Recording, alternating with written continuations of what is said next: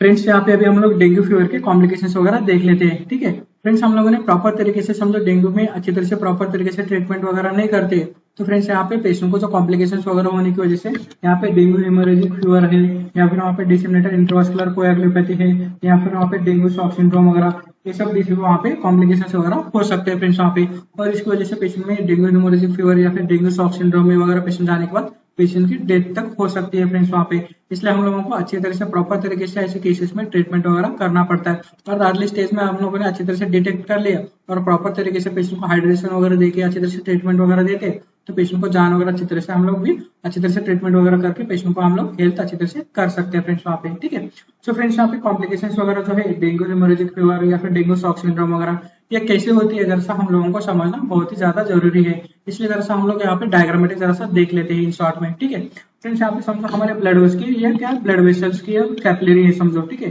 ये capillary wall है। ठीक है फ्रेंड्स, यहाँ पे डेंगू फीवर में क्या होता है, डेंगू फीवर में हमारे कैपिलरी की वॉल जो है, कैपिलरी वॉल क्या होती है, फ्रैगिलिटी होती है फ्रेंड्स वहाँ पे। ठीक है, क्या होती है, फ्रैगिलिटी होती है, मतलब वहाँ पे पेशेंट को क्या होता है फ्रेंड्स वहाँ पे जो कैपिलरी जो वॉल है ना, कैपिलरी वॉल क्या होती है फ्रेंड्स वहाँ पे, पेशेंट की कैपिलरी वॉल ब्रेक हो जाती है ऐसे। ठीक है, कैपिलरी वॉल कैसे हो जाता है, वीक होने की वजह से वहाँ पे डेंगू में क्या होता है, कैपिलरी वॉल वीक हो जाते हैं, मतलब वहाँ पे फ्रैगिलिटी होती है कैपिलरी वॉल की। ये जो कैपिलरी वॉल वीक होने की वजह से वहाँ पे ब्लड वेसल्स में जो कैपिलरीज में जो प्लेटलेट्स वगैरह है, ये प्लेटलेट्स क्या करते हैं फ्रेंड्स, हमारे जो प्लेटलेट्स वगैरह जो है, प्लेटलेट वगैरह ये ओजिंग होती है प्लेटलेट की, मतलब वहाँ पे प्लेटलेट्स वगैरह ये जो कैपिलरी वॉल में से ब्रेक होने की वजह से प्लेटलेट्स वगैरह हमारे कैपिलरी से बाहर आ जाते हैं फ्रेंड्स वहाँ पे। ठीक है, तो प्लेटलेट्स वगैरह बाहर आने की वजह से फ्रेंड्स वहाँ पे जो कैपिलरीज में जो ब्लड का कॉन्सेंट्रेशन है ना, ब्लड का कॉन्सेंट्रेशन है वहाँ पे जरा सा बिगड़ जाता है। मतलब वहाँ पे फ्रेंड्स क्या होता है, प्लेटलेट्स हम लोगों को पता है कि सोल्यूट है, मतलब वहाँ पे फ्रेंड्स क्या होता है, प्लेटलेट क्या करता है हमारे बॉडी में, जो फ्लूइड एक्युमुलेट करने का काम करता है। ठीक है, क्या करता है हमारे बॉडी में, फ्लूइड एक्युमुलेट करने का काम करता है। सो फ्रेंड्स यहाँ पे समझो कि प्लेटलेट्स हमारे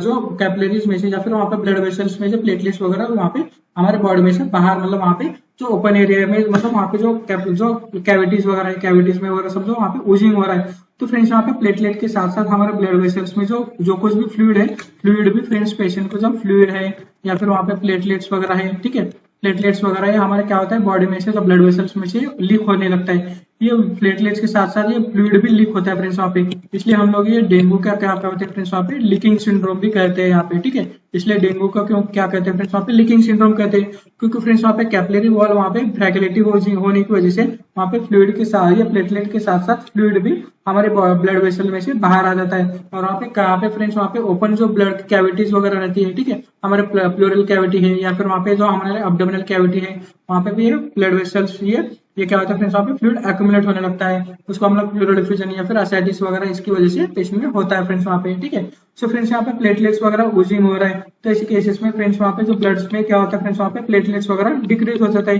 ठीक है, प्लेटलेट्स काउंट हमारे ब्लड में डिक्रीज हो जाते हैं, तो इसको हम लोग थ्रोम्बोसाइटोपेनिया केस करते हैं। ठीक है, इसको हम लोग थ्रोम्बोसाइटोपेनिया स्टेज कहते हैं। ठीक है, वहाँ पे थ्रोम्बोसाइटोपेनिया वगैरह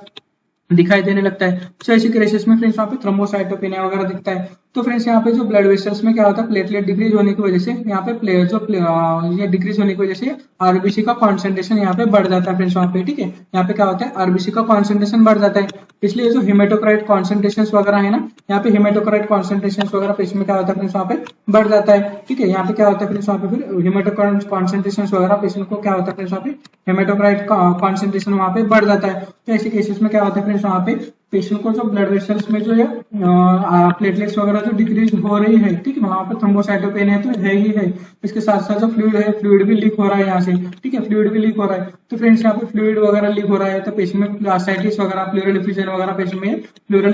पेशेंट में दिखाई देने लगता है ऐसे केसेस में। ठीक है, सो फ्रेंड्स यहाँ पे कैपिलरी लीक होने की वजह से प्लेटलेट काउंट डिक्रीज हो जाते हैं, प्लेटलेट काउंट डिक्रीज होने की वजह से यहाँ पे ब्लड वेसल्स में क्या होता है फ्रेंड्स वहाँ पे हेमेटोक्राइट कॉन्सेंट्रेशन वगैरह बढ़ जाता है, मतलब वहाँ पे एसिडी का कॉन्सेंट्रेशन वगैरह बढ़ जाता है। इसलिए पेशेंट में क्या होता है फ्रेंड्स वहाँ पे जो प्लेटलेट वगैरह डिक्रीज होने की वजह से या फिर फ्लूइड लीक होने की वजह से वहाँ पे पेशेंट में हाइपोटेंशन वगैरह दिखाई देने लगता है। इसके साथ साथ पेशेंट में क्या होता है फ्रेंड्स वहाँ पे टैकीकार्डिया वगैरह डेवलप होता है। ठीक है, इसलिए पेशेंट क्या होता है फ्रेंड्स वहाँ पे प्लूरल डिफ्यूजन या फिर एसाइटिस कंडीशन में पेशेंट में देखा जाता है। इसी कंडीशन को हम लोग बोलते हैं फ्रेंड्स वहाँ पे, इसलिए पेशेंट में बीपी वगैरह कम दिखाई देने लगता है, इसलिए पेशेंट में डेंगू शॉक सिंड्रोम या फिर वहाँ पे ये डेंगू हेमोरेजिक फीवर क्यों फ्रेंड्स वहाँ पे जो प्लेटलेट्स काउंट्स वगैरह डिक्रीज होते हैं। तो ऐसे केसेस में क्या होता है फ्रेंड्स वहाँ पे प्लेटलेट्स वगैरह डिक्रीज होने की वजह से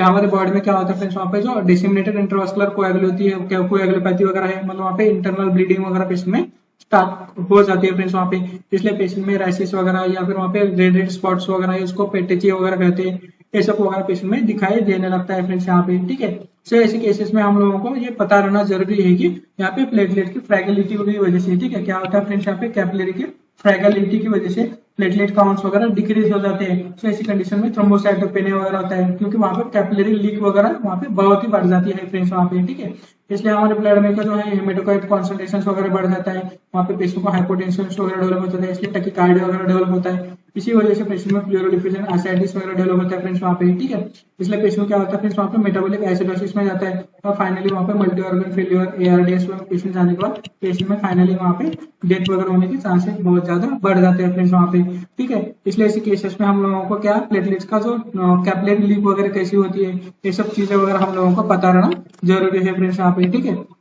इसलिए ऐसे केसेस में हम लोगों को ये डेंगू हेमोरेजिक फीवर वगैरह है, ये पेशेंट को कैसे डेवलप होते हैं ये भी हम लोगों को पता रहना जरूरी है। इसलिए ऐसे फेब्राइल केसेस में जैसे हम लोग जो सिम्टम्स वगैरह जो देखते हैं फ्रेंड्स वहाँ पे, ठीक है, इसलिए कैसे इसका फेब्राइल फेज रहता है, क्रिटिकल फेज वगैरह। इसलिए ऐसे क्रिटिकल फेज में पेशेंट को कैसा रहता है प्लूरोडिफ्यूजन या फिर एसाइटिस वगैरह, इसके साथ साथ जो गैस्ट्रोइंटेस्टाइनल ब्लीडिंग वगैरह है, इसलिए पेशेंट में कई बार हाइपोटेंशन वगैरह ये सब सिम्टम्स वगैरह पेशेंट को दिखाई देने लगते हैं फ्रेंड्स वहाँ पे। इसलिए कॉम्प्लिकेशंस में डेंगू के क्या वहाँ पे डेंगू हेमोरेजिक फीवर है, या फिर वहाँ पे डिसेमिनेटेड इंट्रावास्कुलर कोएगुलोपैथी है, इसके साथ साथ वहाँ पे डेंगू शॉक सिंड्रोम वगैरह, ये सब पेशेंट को जो है कॉम्प्लिकेशंस वगैरह फेस करना पड़ता है फ्रेंड्स वहाँ पे। और फाइनली पेशेंट को प्रॉपर तरीके से ट्रीटमेंट नहीं करते तो पेशेंट की डेथ भी होने के चांसेस वगैरह रहते हैं फ्रेंड्स वहाँ पे, ठीक है। सो फ्रेंड्स यहाँ पे जो पीरियड है इसका, ठीक है, इसका पीरियड कितना है ये तो देख लेते हैं। ये the period of 3 to 7 days after onset of fever is termed as critical phase. Patient को क्रिटिकल फेज कब रहती है, 3 से 7 दिन रहते हैं ना पेशेंट का जो फीवर स्टार्ट होता है। पेशेंट को एक बार फीवर स्टार्ट करने के बाद पेशेंट को जो 3 से 7 दिन का जो डे रहते हैं ना,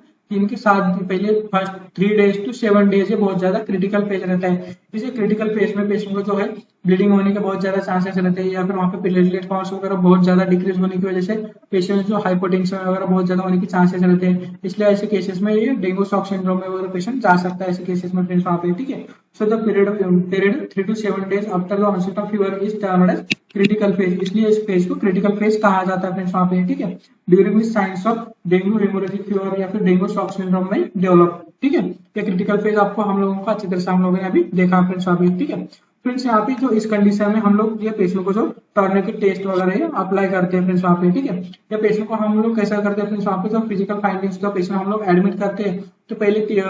दिन से ये पेशेंट को हम लोग ये टॉर्निकेट टेस्ट वगैरह पेशेंट में दिन में 3-4 बार वगैरह टेस्ट करके लेनी चाहिए फ्रेंड्स ऐसे केसेस में। सो फ्रेंड्स ये टॉर्निकेट टेस्ट वगैरह क्या है, कैसे करते हैं, ये सब देखने के लिए जरा सा हम लोग एक एक करके अभी हम लोग देख लेते हैं कि टॉर्निकेट टेस्ट वगैरह क्या है, उसको कैसे अप्लाई करते हैं, ठीक है। फ्रेंड्स ये टॉर्निकेट टेस्ट है ना, ये कैसे नॉन स्पेसिफिक टेस्ट है, ठीक है। ये टॉर्निकेट टेस्ट कैसे is done for non specific test है कैपिलरी फ्रैगिलिटी एंड थ्रोम्बोसाइटोपेनिया, मतलब वहाँ पे कैपिलरी फ्रैगिलिटी कितनी है, वहाँ पे थ्रोम्बोसाइटोपेनिया कितना है, ये जरा सा देखने के लिए हम लोग जरा सा क्या क्या करते हैं फ्रेंड्स वहाँ पे टॉर्निकेट टेस्ट अप्लाई करते हैं। फ्रेंड्स यहाँ पे क्या करते हैं हम लोग, ये पेशेंट को जो ब्लड प्रेशर हम लोग मेजर करते हैं ना, ब्लड प्रेशर मेजर करने का जो कफ रहता है, कफ यहाँ पे हम लोग वहाँ पे पेशेंट को बांध लेते हैं, और बांधने के बाद जो पेशेंट का systolic BP and diastolic BP रहता है ना, वहाँ पे इसके बीच में मतलब वहाँ पे समझो सिस्टोलिक बीपी 120 है और डायस्टोलिक बीपी समझो वहाँ पे 80 है, तो वहाँ पे जो सिस्टोलिक प्लस डायस्टोलिक का मीन जो रहता है ना, वहाँ पे 100 mmHg है, ठीक है। यहाँ पे मीन जो रहता है मतलब वहाँ पे 100 mmHg तक पेशेंट को जो मर्क्यूरी वगैरह फुलाना, मतलब वहाँ पे उसका उतना फुलाना रहता है, ठीक है। तो हम लोग ये ब्लड प्रेशर को जो हम लोग कप बांधते हैं तो 100 mmHg तक ये कप फुलाना रहता है, ठीक है। सो फ्रेंड्स यहाँ पे कप फुलाने के बाद कम से कम 5 मिनट तक ये रखना रहता है, ठीक है। कम से कम 5 मिनट तक ये रखना रहता है। बाद में हम लोग 5 मिनट बाद खोलने के बाद जरा सा पेशेंट को ऑब्जर्वेशन करना रहता है जब हम लोग कप वगैरह बांधते हैं। तो ऐसे केसेस में फ्रेंड्स यहाँ पे जो कप हम लोग जो बांधते हैं उस एरिया में क्या होता है 5 मिनट बाद समझो यहाँ पे कितने पेटेचियल वगैरह रैशेस है और वहाँ पे इंटरनल ब्लीडिंग के जो स्पॉट यहाँ पे दिख रहे हैं ना, ये हम लोगों को जरा सा मेजर करने रहते हैं, मतलब कितने ज्यादा वगैरह पेटेचियल है, तो मतलब वहाँ पे उसकी सीवियरिटी वगैरह उतनी ज्यादा रहती है ऐसे केसेस में फ्रेंड्स वहाँ पे, ठीक है। मतलब वहाँ पे इंटरनल हेमोरेज वगैरह पेशेंट में ऐसे कंडीशन में रहता है ऐसे केसेस में, मतलब वहाँ पे प्लेटलेट की फ्रैगिलिटी बहुत ज्यादा है, मतलब वहाँ पे प्लेटलेट्स वगैरह बहुत ज्यादा वहाँ पे लीक हो रहे हैं यहाँ पे, ठीक है। मतलब वहाँ पे क्या इंडिकेट करता है प्लेटलेट हमारे बॉडी में से बहुत ज्यादा लीक हो रहे हैं,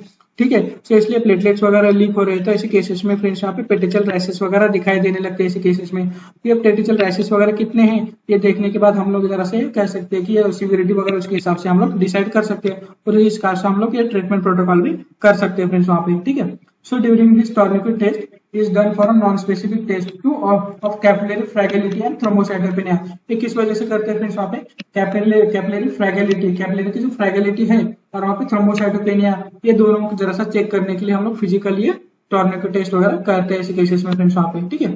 फ्रेंड्स, यहाँ पे क्या होता है कैपिलरी लीक इंक्रीजेस, जैसे कि हम लोगों ने देखा कि कैपिलरी में से जो प्लेटलेट्स का बहुत ज्यादा लीक होते हैं, इसलिए फ्लूइड्स भी उसके साथ साथ बहुत ज्यादा वहाँ पे लीक होता है फ्रेंड्स वहाँ पे। ठीक है, ये कैपिलरी लीक इंक्रीजेस, कैपिलरी की लीक इंक्रीज होने की वजह से फ्रेंड्स वहाँ पे प्लेटलेट बहुत ज्यादा कम होने की वजह से यहाँ पे ब्लड वेसल्स में जो है आरबीसीज का क्या होता है फ्रेंड्स वहाँ पे कॉन्सेंट्रेशन बढ़ जाता है, मतलब वहाँ पे जो हेमेटोक्राइट कॉन्सेंट्रेशन है, हेमेटोक्राइट का कॉन्सेंट्रेशन वहाँ पे बढ़ जाता है। तो ऐसे केसेस में हेमेटोक्राइट कॉन्सेंट्रेशन बढ़ जाता है, इसके साथ साथ पेशेंट में हाइपोटेंशन, इसके साथ साथ टैकीकार्डिया वगैरह ये सब सिम्टम्स वगैरह दिखाई देने लगते हैं। इसलिए पेशेंट में कई बार प्लूरल डिफ्यूजन, एसाइटिस वगैरह ये सब सिम्टम्स भी पेशेंट को देखा जाता है ऐसे केसेस में। इसलिए पेशेंट में मेटाबॉलिक एसिडोसिस दिखाई देने लगती है, बाद में मल्टी ऑर्गन फेलियर, बाद में वहाँ पे पेशेंट ARDS वगैरह ये सब सिम्टम्स भी दिखाई देने लगते हैं और आखिर में पेशेंट के क्या होते हैं फ्रेंड्स वहाँ पे डेथ हो जाती है फ्रेंड्स वहाँ पे। ठीक है, क्या होता है आखिर में पेशेंट की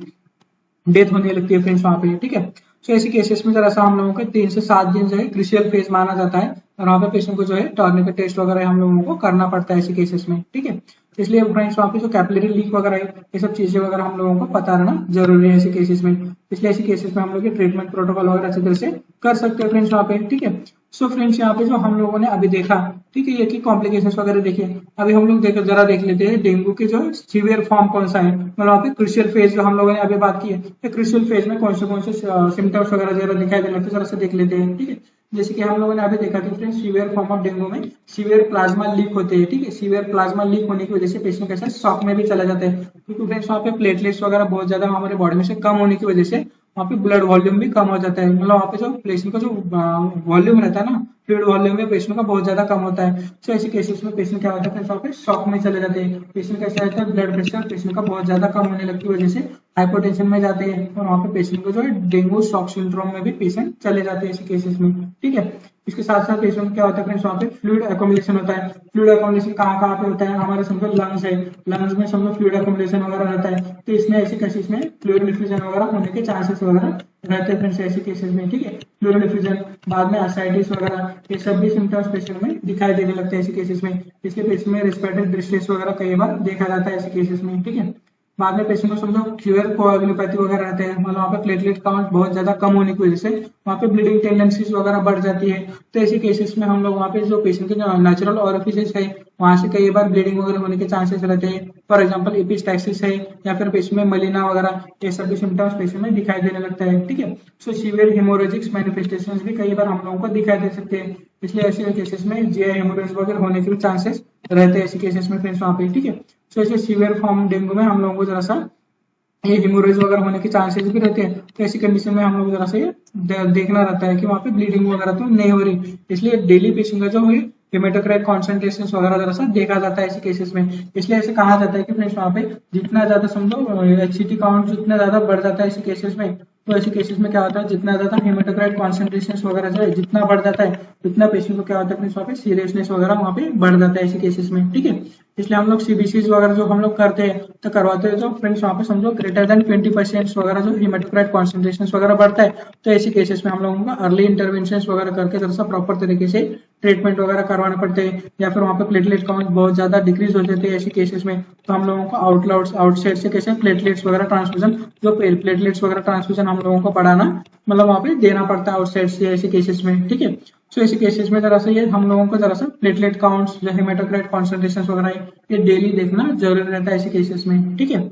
इसलिए पेशेंट में समझो वहाँ पे सीवियर फॉर्म जो है इसकी सीवियर फॉर्म में कई बार ये मल्टी ऑर्गन फेलियर में भी पेशेंट जा सकते हैं ऐसे केसेस में। इसलिए कई बार क्या होता है वहाँ पे प्रॉपर तरीके से हम लोग ट्रीटमेंट वगैरह नहीं करते, तो ऐसे केसेस में पेशेंट को जो है सीवियर ऑर्गन इन्वॉल्वमेंट मतलब वहाँ पे लिवर इन्वॉल्वमेंट भी हो सकती है। लिवर में पेशेंट को समझो जो हमारे लिवर एंजाइम से एएसटी मतलब वहाँ पे एसजीओटी एसजीपीटी वगैरह है, मतलब वहाँ पे अलेनाइन सीरम ट्रांसफरेज वगैरह है। ऐसे केसेस में फ्रेंड्स वहाँ पे जो पेशेंट को जो लिवर एंजाइम्स वगैरह है लिवर एंजाइम्स भी एलिवेटेड हो सकते हैं, मतलब वहाँ पे कितना मोर देन 1000 ये तक ये पेशेंट को जो है लिवर एंजाइम्स वगैरह बढ़ जाते हैं। ऐसे केसेस में लिवर एंजाइम्स वगैरह बढ़ती है तो ऐसे केसेस में जो लिवर फेल्योर में भी चांसेस रहते हैं ऐसे केसेस में फ्रेंड्स। इसलिए पेशेंट क्या होते हैं मल्टी ऑर्गन फेल्योर में चले जाते हैं और पेशेंट की डेथ वगैरह हो सकती है। और सीएनएस रिलेटेड जो है वहाँ पे इम्पेयर्ड कॉन्शियसनेस वगैरह पेशेंट में हो जाता है। कई बार पेशेंट को जो है फ्लूइड अकोमोडेट बहुत ज्यादा होने की वजह से कई बार पेशेंट में कार्डियोमायोपैथी वगैरह कई बार दिखाई देती है ऐसे केसेस में फ्रेंड्स वहाँ पे, ठीक है। बाद में जो मतलब वहाँ पे रिनल इम्पेयरमेंट वगैरह, पेशेंट एक्यूट रिनल फेल्योर में वगैरह चले जाते हैं शॉक की वजह से, ठीक है। ऐसे शॉक की वजह से पेशेंट एक्यूट रिनल फेल्योर में वगैरह चले जाते हैं। तो ऐसे केसेस में हम लोगों को जैसा अर्ली इमरजेंसी मेडिकल ट्रीटमेंट वगैरह करनी पड़ती है। तो ऐसे केसेस में हम लोगों को इंटेंसिव केयर यूनिट में ही अच्छी तरह से स्पेशलिस्ट के अंदर ही ट्रीटमेंट करवानी पड़ती है। ऐसे केसेस में हम लोगों का ऐसे केसेस जल्द से जल्द हायर सेंटर में शिफ्ट करने चाहिए, क्योंकि फ्रेंड्स वहाँ पे जो हम लोगों का प्लेटलेट्स का जो है एचडीपी वगैरह है, ठीक है, एचडीपी है जो उसके साथ साथ पेशेंट पे प्लेटलेट्स के जो टाइप्स वगैरह है, प्लेटलेट्स वगैरह हम लोग हाई कॉन्सेंट्रेशन वगैरह है, प्लेटलेट्स वगैरह सिंगल डोनर प्लेटलेट है या फिर वहाँ पे रैंडम डोनर प्लेटलेट वगैरह है, ये आरडीपी वगैरह या फिर वहाँ पे क्रायो वगैरह, मतलब जो आरबीसी जो प्लेटलेट्स के टाइप से है क्रायो वगैरह, ठीक है। एचडीपी मतलब सिंगल डोनर प्लेटलेट, आरडीपी मतलब रैंडम डोनर प्लेटलेट, और इसके साथ साथ क्रायो वगैरह भी प्लेटलेट्स के टाइप ही रहता है फ्रेंड्स वहाँ पे, ठीक है। तो हम लोग प्लेटलेट्स वगैरह देते हैं ना, प्लेटलेट्स के टाइप रहते हैं आरडीपी, एचडीपी और क्रायो वगैरह। ये मतलब जैसे जैसे हम लोग ये देख रहे हैं एचडीपी, आरडीपी, क्रायो वगैरह बहुत ही ज्यादा वहाँ पे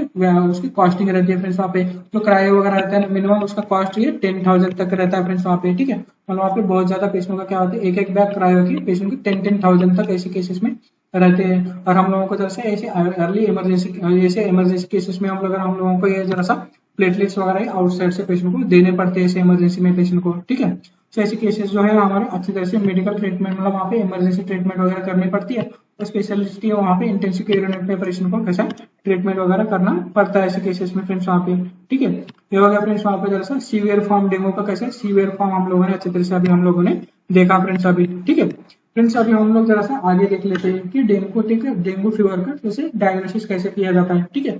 फ्रेंड्स जैसे कि हम लोगों ने अभी देखा कि पेशेंट को जो अर्ली सिम्टम्स क्या रहते हैं, पेशेंट को जो अर्ली सिम्टम्स है, पेशेंट को मलेज रहता है, मतलब वहाँ पे एक्स्ट्रा फटीग वगैरह दिखाई देने लगती है, पेशेंट को हेडेक वगैरह रहता है। पेशेंट को जब हम लोग जो सिम्टम्स स्टार्ट होते हैं ना, पेशेंट को इसके पहले 2 दिन रहता है पेशेंट को हेडेक रहता है, उसके साथ साथ पेशेंट को कैसा मलेशिया वगैरह, मतलब वहाँ पे पेशेंट में क्या होता है वहाँ पे एक्स्ट्रा फटीग वगैरह दिखाई देने लगते हैं। बाद में जब पेशेंट की एक्यूट फेज स्टार्ट होती है, मतलब वहाँ पे जैसे फीवर स्टार्ट होता है, तो फीवर वगैरह स्टार्ट होता है, तो वहाँ पे हम लोगों को जरा सा इन्वेस्टिगेशन वगैरह करना पड़ता है। सो फ्रेंड्स कभी भी हम लोगों को जरा सा वायरल फीवर वगैरह हम लोगों को जरा सा डाउट लगता है, मतलब वहाँ पे पेशेंट में जॉइंट्स पेन वगैरह है, यहाँ पे पेशेंट को समझो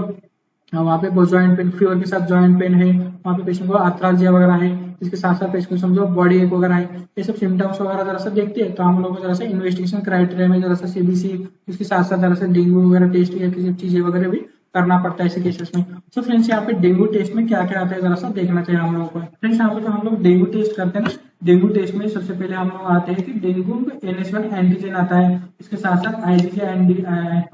एंटीबॉडी और आईजीजी और आईजीएम एंटीबॉडी, 2 टाइप के एंटीबॉडीज रहती है, और NH1 इसके एंटीजन रहता है फ्रेंड्स वहाँ पे, ठीक है। सो फ्रेंड्स यहाँ पे डेंगू टेस्ट में 3 वैल्यूज रहते हैं, एक रहता है डेंगू NH1 एंटीजन, एक रहता है आईजीएम एंटीबॉडीज, दूसरा रहता है आईजीजी एंटीबॉडीज, ठीक है। ये 2 एंटीबॉडी है, एंटीजन रहता है फ्रेंड्स वहाँ पे, ठीक है। फ्रेंड्स जब पेशेंट को फीवर स्टार्ट होगा ना, पेशेंट को फीवर स्टार्ट होने के बाद कब इन्वेस्टिगेशन वगैरह करना चाहिए जरा सा हम लोगों को ये पता रहना चाहिए, ठीक है। फ्रेंड्स ऐसा नहीं रहता कि समझो पेशेंट को फीवर आज ही से स्टार्ट हुआ और पेशेंट को हमें आज ही से हम लोग ये इन्वेस्टिगेशन वगैरह लिख के दे रहे, तो ऐसे केसेस में क्या होता है फ्रेंड्स वहाँ पे फॉल्स रीडिंग वगैरह आने के बहुत ज्यादा चांसेस रहते हैं। इसलिए NH1 एंटीजन कब करना चाहिए, आईजीजी एंटीबॉडीज वगैरह कब करना चाहिए, ये सब जरा सा हम लोगों को पता रहना जरूरी है। इसलिए अभी हम लोग डायग्नोस्टिक क्राइटेरिया में एक एक करके देख लेते हैं कि NH1 एंटीजन कब करवाना है पेशेंट में, या फिर एंटीबॉडीज वगैरह कब करवाने हैं, ये एक एक करके हम लोग देख लेते हैं, ठीक है। फ्रेंड्स जब भी हम लोग जो पेशेंट को फीवर वगैरह स्टार्ट होता है, ठीक है, फीवर स्टार्ट होने के बाद पेशेंट को जो है डेंगू NH1 एंटीजन कब स्टार्ट करना रहता है,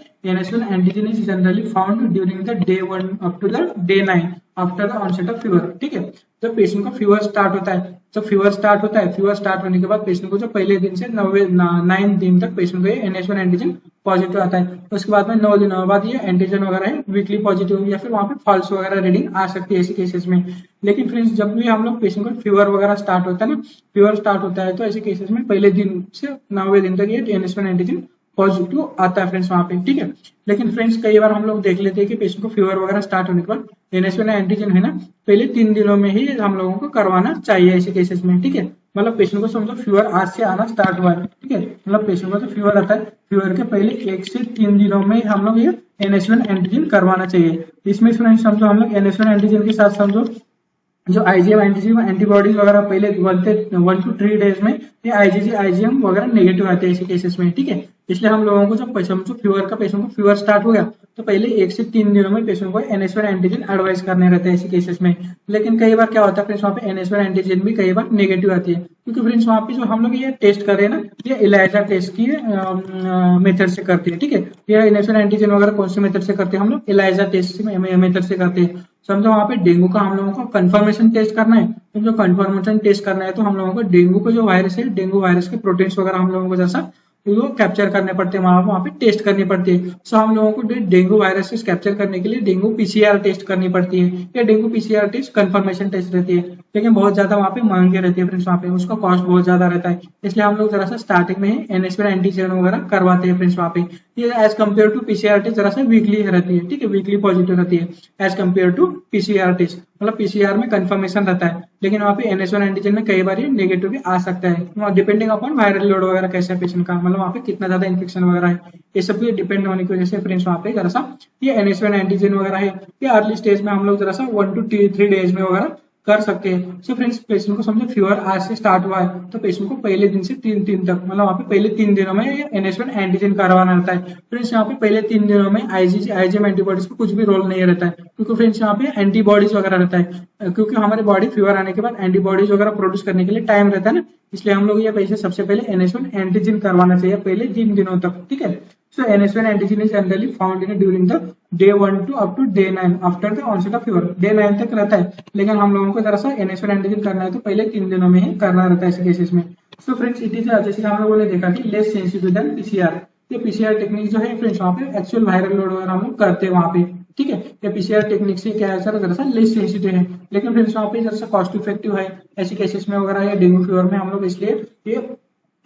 डेंगू में ऐसे डेंगू एनएसवन एंटीजन वगैरह पहले 1 to 3 डेज में ये करवा सकते हैं ऐसे केसेस में फ्रेंड्स वहाँ पे, ठीक है। बाद में अभी हम लोग देख लेते हैं फ्रेंड्स आईजीएम एंटीबॉडीज और आईजीजी एंटीबॉडीज वगैरह कब चेक करने रहते हैं। फ्रेंड्स जैसे कि हम लोगों को पता है कि ये एंटीबॉडीज वगैरह है, ठीक है, मतलब हमारे बॉडी में कुछ भी इन्फेक्शन वगैरह होता है वहाँ पे एंटीजन फॉर्मेशन होता है, एंटीजन एंटीबॉडीज वगैरह फॉर्मेट होते हैं, ये एंटीबॉडीज वगैरह फॉर्मेशन होने में जरा सा टाइम रहता है, इसलिए कभी भी एंटीबॉडीज वगैरह करना है तो 4 दिनों बाद ही एंटीबॉडीज करना चाहिए ऐसे फ्रेंड्स वहाँ पे, ठीक है। So IgM becomes detectable by the day 3 to day 5, ठीक है, day 3 to day 5 after the onset of illness in a primary dengue. So friends यहाँ पे जो IgM एंटीबॉडीज वगैरह है, ये एंटीबॉडीज कब करने रहते हैं पेशेंट को, सबसे पहले जो हम लोगों ने अभी देखा कि पहले 1 से 3 दिनों में पेशेंट में NH1 एंटीजन करवाना रहता है, बाद में पेशेंट को 4थे दिन के 9 डे तक पेशेंट को क्या रहता है फ्रेंड्स वहाँ पे ये हम लोग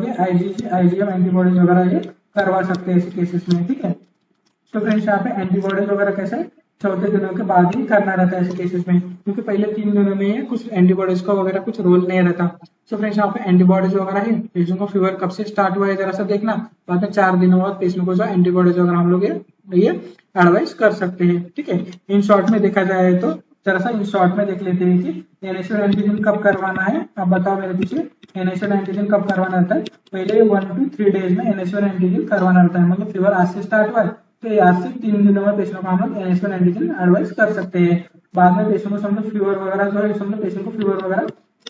4 to 9 डे हो गया, ठीक है, मतलब हमारा हम लोग ब्लड टेस्ट वगैरह करवाने चाहते हैं तो पेशेंट को समझो 4 दिनों बाद हम लोग ये एनएसवन एंटीजन के साथ साथ फिर वहाँ पे आईजीजी आईजीएम एंटीबॉडीज भी करवा सकते हैं ऐसे केसेस में, ठीक है। ये एनएसवन एंटीजन के साथ साथ आईजीजी एंटीबॉडीज वगैरह भी हम लोग करवा सकते हैं ऐसे केसेस में, ठीक है। लेकिन फ्रेंड्स समझो पेशेंट को फीवर वगैरह 9 दिनों बाद अगर हम लोग ये 9 दिन हो गए पेशेंट को फीवर आने के बाद और वहाँ पे हम लोग ब्लड टेस्ट वगैरह करवाना चाहते हैं तो ऐसी कंडीशन में एनएसवन एंटीजन का कुछ रोल नहीं रहता, तो हम लोगों को वहाँ पे एंटीबॉडीज ही चेक करने पड़ते हैं ऐसे केसेस में फ्रेंड्स वहाँ पे, ठीक है। सो फ्रेंड्स यहाँ पे हम लोगों को डेंगू का डायग्नोस्टिक क्राइटेरिया के लिए डेंगू एनएसवन एंटीजन जो कि हम लोगों को 1 से 3 दिनों में करना रहता है, तो आईजीएम आईजीजी बॉडीज एंटीबॉडीज है ये 4 से 9 दिनों में पेशेंट को करना रहता है, मतलब वहाँ पे 9 दिनों से ये 9 दिनों के बाद भी हम लोग करवा सकते हैं, ठीक है, मतलब ऑनवर्ड्स 4 डेज के बाद भी हम लोग ये आईजीजी एंटीबॉडीज वगैरह करवाने चाहिए, क्योंकि फ्रेंड्स वहाँ पे जो आईजीजी और आईजीएम एंटीबॉडीज वगैरह है डे 3 to day 5 में डिटेक्टेबल रहते हैं हमारे ब्लड में, ठीक है। सो फ्रेंड्स वहाँ पे उसके हिसाब से हम लोगों को ब्लड के टेस्ट वगैरह करवाने चाहिए।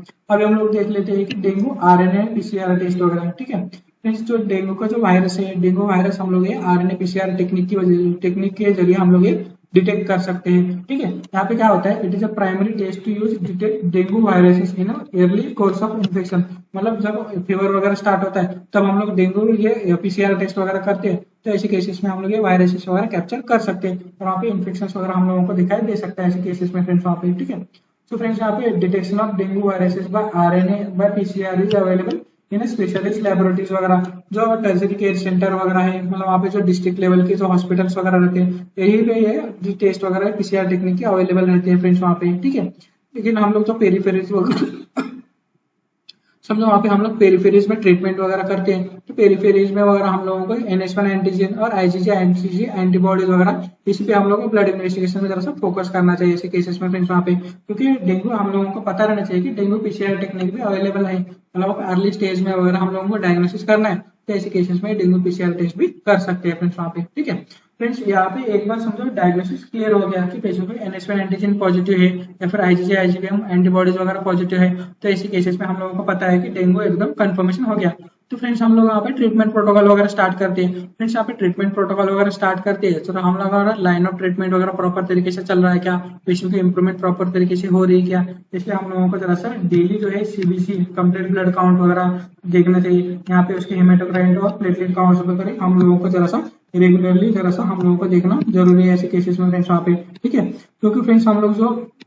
हेमेटोक्राइट कॉन्सेंट्रेशन वगैरह हम लोगों ने अभी देखा कि हेमेटोक्राइट कॉन्सेंट्रेशन वगैरह हमारे वहाँ पे बढ़ जाता है, तो ऐसे केसेस में हम लोगों को पता है कि फ्रेंड्स वहाँ पे हेमेटोक्राइट कॉन्सेंट्रेशन और प्लेटलेट्स वगैरह हम लोगों को डेली जरा सा देखना चाहिए। इनके समझो प्लेटलेट्स काउंट वहाँ पे बहुत ज्यादा डिक्रीज हो रहे हैं तो हम लोगों को जरा सा कई बार प्लेटलेट ट्रांसफ्यूजन भी करवाना पड़ता है ऐसे केसेस में, या फिर वहाँ पे समझो हेमेटोक्राइट कॉन्सेंट्रेशन वगैरह जो है ग्रेटर देन 20% वगैरह बढ़ गया, तो ऐसे केसेस में हम लोगों को जरा सा अर्ली इंटरवेंशन वगैरह प्रॉपर तरीके से ट्रीटमेंट वगैरह स्टार्ट करवाना पड़ता है ऐसे केसेस में। इसलिए पेशेंट की सीवियरिटी वगैरह जानने के लिए, पेशेंट को डेली वॉच करने के लिए, मतलब वहाँ पे डेली पेशेंट को जो